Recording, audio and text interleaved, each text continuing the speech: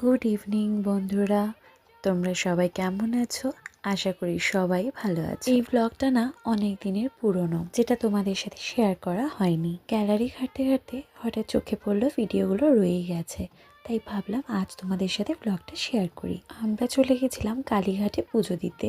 বেহালার বাসিন্দা হওয়া সত্ত্বেও কালীঘাটে সবসময় যাওয়া হয়ে ওঠে না। তাও অনেক ভক্তরা আছে যারা দূর দূর থেকে এসেও কিন্তু পুজো দিয়ে যায়।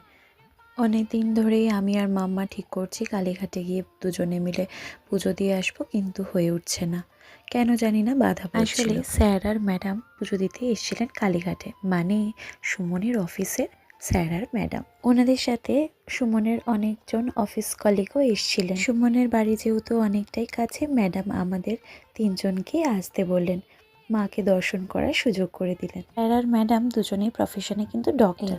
এটা হচ্ছে ম্যাডাম, উনি অনেক সিম্পল, আর ওনার সাথে কথা বলে জানো তো আমার খুব ভালো লেগেছে, কারণ উনি সবার সাথে কি সুন্দর ফ্র্যাঙ্কলি কথা বলছে। আমার এই শনির প্রথমবার এই মায়ের দর্শন করতে যাওয়া, কিন্তু ও আমাদের সাথে সাথে খুব আনন্দ করে সারা দিনটা কাটিয়েছে। আমরা মায়ের গর্ভগৃহে গিয়ে মাকে দর্শন করতে পেরেছি। মাকে দর্শন করার পর আমরা অনেকক্ষণ ওয়েট করেছিলাম, কারণ স্যার আর ম্যাডাম ভোগ নিবেদন করেছিল। তো মা ভোগ গ্রহণ করার পর এই ভোগগুলো দিয়েছিল।